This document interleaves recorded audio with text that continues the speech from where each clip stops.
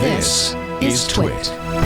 Hey, I'm Rod Pyle, Editor-in-Chief of AdAster Magazine, and each week I join with my co-host to bring you This Week in Space, the latest and greatest news from the final frontier. We talk to NASA chiefs, space scientists, engineers, educators, and artists, and sometimes we just shoot the breeze over what's hot and what's not in space, books, and TV. And we do it all for you, our fellow true believers. So whether you're an armchair adventurer or waiting for your turn to grab a slot in Elon's Mars rocket, join us on This Week in Space and be part of the greatest adventure of all time. Okay, so driven by events and evidence, and I'll be doing this at the end of the podcast also, often bemoaned the increasingly sad state of affairs, which describes the insecurity of today's operating systems and software. I've said that someday, somehow, this has to change. So it was with some interest that I stumbled upon an announcement of just exactly this sort of change last week, which I wanted to share. I'm not suggesting, as I said at the top, for a second, that this particular effort by three talented software engineers at Google will ever amount to anything more than a learning experience for them and hopefully for others. But even if it never moves beyond GitHub, where it is, this is the sort of shape that an eventual effort will take. And I'm quite clear about one thing. No closed commercial OS is ever going to get us there. You know, all the popular operating systems we're familiar with, Windows, Linux, Unix, Mac OS, were designed with security in mind, but in a fundamentally ad hoc fashion. That's just the way operating systems have been designed, sort of, generically until now. They were all designed to have security features, but none of them were provably secure by design operating systems. And, they're all old, right? I mean, that's just the way things work. Security wasn't the issue that it is beginning to finally become today. So it's instructive, I think, to listen to the language these three developers use to describe their effort. It's a different way of thinking, and it's the language of the future. So they said, as we find ourselves increasingly surrounded by smart devices that collect and process information from their environment, it's more important now than ever that we have a simple solution to build verifiably secure systems for embedded hardware. If the devices around us cannot be mathematically proven to keep data secure, then the personally identifiable data they collect, such as images of people and recordings of their voices, could be accessible to malicious software. Unfortunately, system security is often treated as a software feature that can be added to existing systems or solved with an extra piece of hardware. This generally is not good enough. Our team in Google Research has set out to solve this problem by building a provably secure platform that's optimized for embedded devices that run machine learning applications. This is an ongoing project with plenty left to do, but we're excited to share some early details and invite others to collaborate on the platform so that we can all build intelligent ambient, I love that, the use of this word, this term ambient, intelligent ambient systems that have security built in by default. And actually, they meant designed in by default. They finished saying, to begin collaborating with others, we've open sourced several components of our secure operating system called Kata, KataOS, on GitHub, as well as partnered with Ant Micro on their Renode simulator and related frameworks. as the foundation for this new operating system, we chose the SEL4. They chose SEL4 as the microkernel because it puts security front and center. It is mathematically proven secure with guaranteed confidentiality, integrity, and availability. Okay, so I'll just note that SEL4 is an open source, verifiably secure microkernel with a heritage going back to the mid-90s. So this is exactly the right sort of foundation for a more functional OS to then be built upon. They also use an SEL4 framework known as CAMKES, I guess you'd pronounce it, CAMKES, to provide what they said is statically defined and analyzable system components. The CAMKES stands for Component Architecture for Microkernel-Based Embedded Systems. It's a software development and runtime framework for quickly and reliably building microkernel-based, what they said it was multi-server operating systems. It follows a component-based software engineering approach to software design, resulting in a system that is modeled as a set of interacting software components. They said these software components have explicit interaction interfaces and a system design that explicitly details the connections between the components. So all of that kind of feeling, that, this is the language of where we have to be headed. It's utterly different from the essentially ad hoc design of all of today's operating systems that we're familiar with, where random coders grafted on and are still grafting on today new pieces of stuff. And, after doing so, away it went. Ship it. And in the case of Windows, we'll find the bugs later. Anyway, continuing with the Google engineers' description of their work and offering, they said, Kata OS provides a variably secure platform that protects the user's privacy because it is logically impossible for applications to breach the kernel's hardware security protections, and the system components are verifiably secure.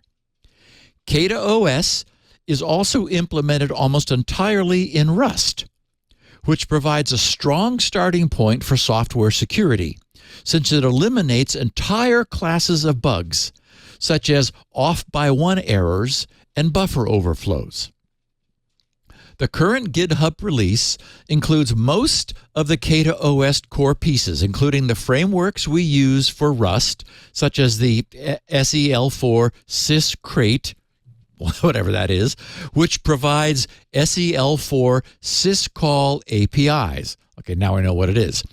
An alternate root server written in Rust, they said needed for dynamic system-wide memory management, and the kernel modifications to SEL4 that can reclaim the memory used by the root server. And we've collaborated with Antmicro to enable GDB debugging and simulation for our target hardware with Renode. Internally, Kata OS also is able to dynamically load and run third-party applications built outside of that CAMKES framework. At the moment, they said the code on GitHub does not include the required components to run these applications, but we hope to publish these features in the near future. To prove out a secure ambient system in its entirety, we're also building a reference implementation for Kata OS called Sparrow. Okay, so Sparrow will be the reference implementation for an instance of Kata OS. They said, which combines Kata OS with a secured hardware platform. So in addition to the logically secure operating system kernel, Sparrow includes a logically secure root of trust built with OpenTitan on a RISC-V architecture. However, for our initial release, we're targeting a more standard 64-bit ARM platform running in simulation with QEMU. And finally, they said our goal is to open source all of Sparrow, including all hardware and software designs. For now, we're just getting started with an early release of Kata OS on GitHub. So this is just the beginning. And we hope you will join us in building a future where intelligent, ambient machine learning systems are always trustworthy. So I have a link in the show notes to the project, actually to their announcement on at opensource.googleblog.com. But I wanted to share this because, again, this is the sort of effort we're needing to begin to gain experience with the shape of an entirely new class of software which won't be fragile by design. We finally, I believe, have sufficiently inexpensive processing power and memory so that design compromises won't be driven and arguably needed in order to make this sort of next generation system viable. You know, we've spoken before about how Windows original designers, among many other wise decisions which have since been breached, placed Windows GDI, its graphical device interface module, outside of the Windows kernel, up in user land, where its faults would not give attackers access to the kernel. But in their quest for more performance, Microsoft chose to discard security concerns and move GDI into the kernel. As we know, the result has been an apparently endless stream, because they're still coming, of serious vulnerabilities, which were created because this extremely complex and error-prone code library, GDI, was given full kernel privileges for the sake of performance. So, obvious and clear trade-off. Now, you know, it's true that the ivory tower design of an operating system can be compromised. We've seen it. But we can hope that now, given the power, the performance, the memory that we've got, that a system which has been built for the express purpose of exploring and possibly of creating truly secure code will now never need to make such a mistake. But so do you think that, though, something designed from scratch like this, I mean, obviously it's better to start to be secure by design. It's the only way to start. But if you have something that, I mean, okay, I'm not going to include Windows in this, but if you have an existing operating system that has had years to be patched and fixed and updated and then can be hardened, I almost think I'd prefer, I'll give you an example. There's a secure Linux called Cubes. You're probably familiar with that. Yeah, of course, right. And it's everything sandboxed. It is the Linux kernel, but it's designed to be fully secure. I feel like I almost would trust that better because people have been banging on this open source code for 2 decades, 3 decades now. So I completely agree with you. If you wanted something usable, yeah, well, that's for course, sure. Yeah. That's the problem, is that, you know, this is all ivory tower, pie in the sky, you know, here's how we make something that, you know, is absolutely unbreakable. And then someone says, okay, what kind of word processor does it have? But even then, by the way, Cubes is not very usable either.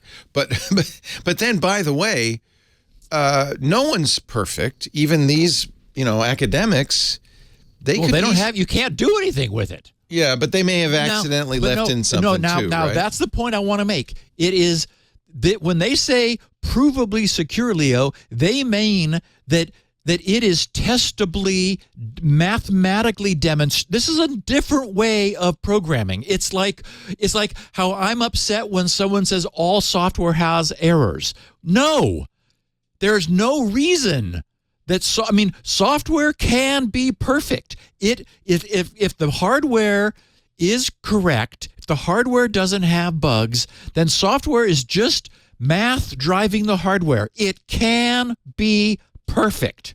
Is We're not rowhammer a used to it. software error or a hardware error? That's a hardware error, right? Absolutely. So these wouldn't necessarily be immune from rowhammer. Correct.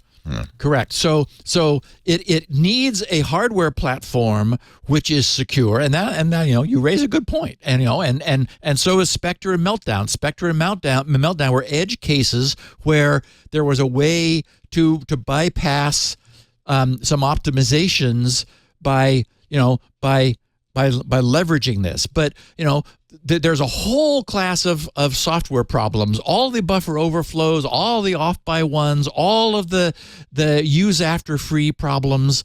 This whole big batch of things can be fixed.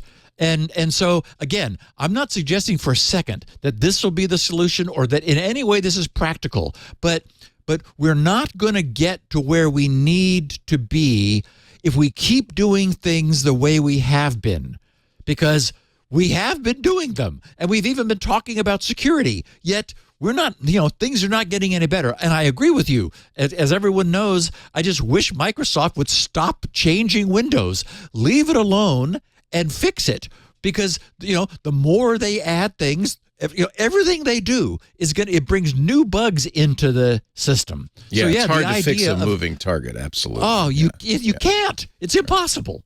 All the evidence suggests it. Anyway, I wanted to sort of introduce this because again, this has been kind of quietly percolating in the background, but the problem has always been that when you start to do something with it, the architecture becomes a stumbling block, just like it did with Windows. Windows had a client-server architecture where and that's what this is. When they talk about a root server, they're talking about the microkernel is a server with clean transactions to clients which are running with no privileges. And there's nothing that the client can do that can make the microkernel make a mistake, as long as the microkernel is written correctly. And there are ways to mathematically demonstrate there are no bugs. I mean none. There is not a bug. And again, because it is math, it is entirely possible for software not to have any flaws. And so the only way we're going to get where we could be is if we fix our hardware and we fix our software. And this is what the fixed software looks like. It's better to have software you don't ever change and you only fix bugs. I completely agree with you. And you could actually use that for something. You can't use this stuff for anything because it's brand new. And it's not emulating, any existing system. It probably doesn't have any I/O either, because I/O is very difficult to prove. Oh, Leo, you don't want I/O correct. No, you can't. You can't trust. You can't I/O trust is not any functional. input. Yeah, No, you can't. Side effects are the opposite. Who knows what someone's going to send it? No, Yeah, right. No, you just have to put it in a box and go, oh, isn't that lovely? So I would submit that's a toy. But that's where we're going to start. Yeah. Of course it's a toy. It is a toy.